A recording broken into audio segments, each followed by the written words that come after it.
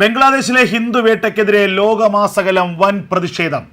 American Congress സെനറ്റർമാർ തന്നെ ഇക്കാര്യത്തിൽ വലിയ പ്രതിഷേധവുമായി രംഗത്ത് വന്നു.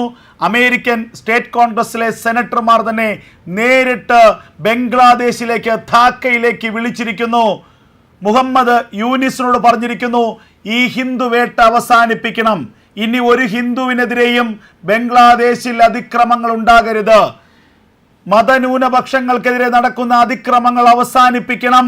അമേരിക്കയുടെ സെനറ്റർമാർ തന്നെ ധാക്കയിലേക്ക് വിളിച്ച് വമ്പൻ മുന്നറിയിപ്പ് നൽകിയിരിക്കുന്നു.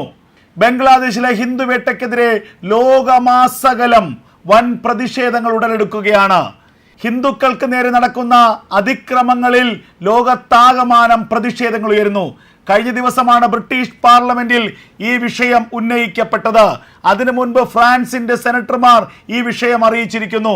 അങ്ങനെ ലോകരാജ്യങ്ങൾ, ലോകത്തെ പ്രബലമായ രാജ്യങ്ങളൊക്കെ തന്നെ ബംഗ്ലാദേശിലെ അനീതിക്കും അതിക്രമത്തിനുമെതിരെ ശബ്ദമുയർത്തുകയാണ്.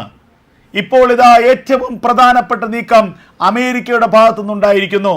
നേരത്തെ തന്നെ അമേരിക്കയുടെ നിയുക്ത പ്രസിഡന്റ് ഡൊണാൾഡ് ട്രംപ് ബംഗ്ലാദേശ് ഭരണകൂടത്തിന് കൃത്യമായ നിർദ്ദേശം നൽകിയിരുന്നു.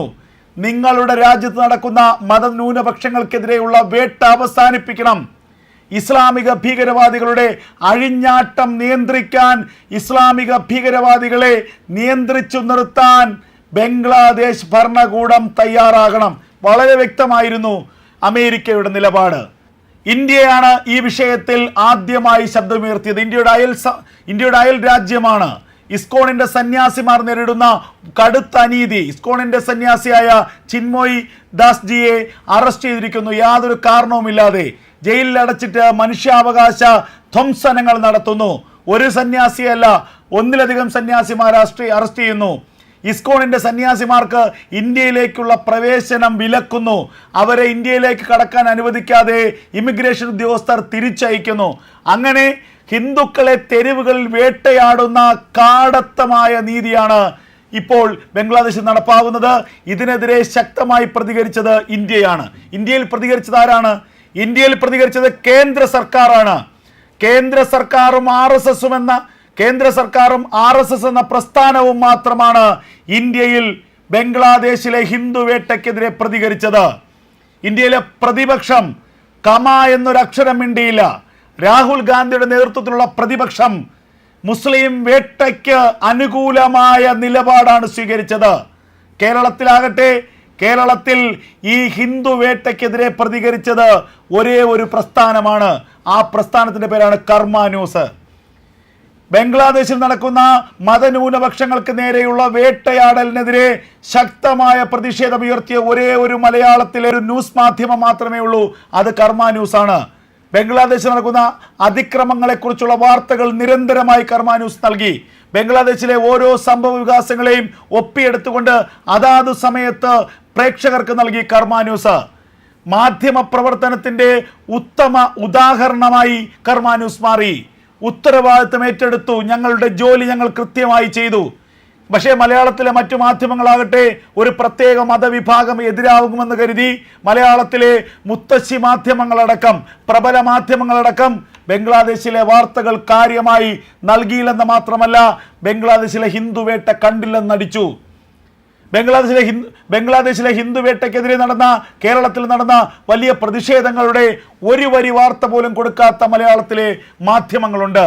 ആ സ്ഥാനത്താണ് കർമ്മ ന്യൂസ് എന്ന പ്രസ്ഥാനം ബംഗ്ലാദേശിലെ ഹിന്ദു വേട്ടയെക്കുറിച്ചുള്ള എല്ലാ വാർത്തകളും, ഒരു വാർത്ത പോലും വിടാതെ എല്ലാ വാർത്തകളും അതാത് സമയം മലയാളികളായ പ്രേക്ഷകർക്ക് മുന്നിൽ എത്തിച്ചത്.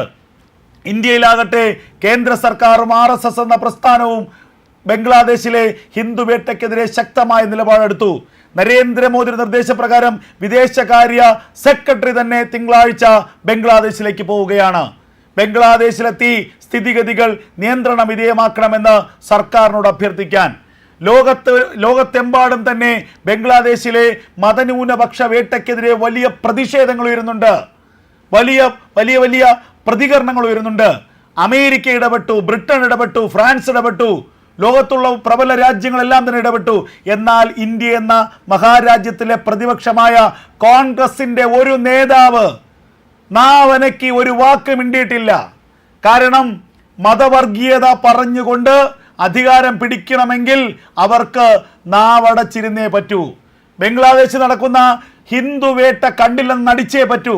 ബംഗ്ലാദേശിൽ ഹിന്ദു സന്യാസിമാർക്കെതിരെ നടക്കുന്ന അതിക്രമങ്ങൾ കണ്ടില്ലെന്ന് നടിച്ചേ പറ്റൂ.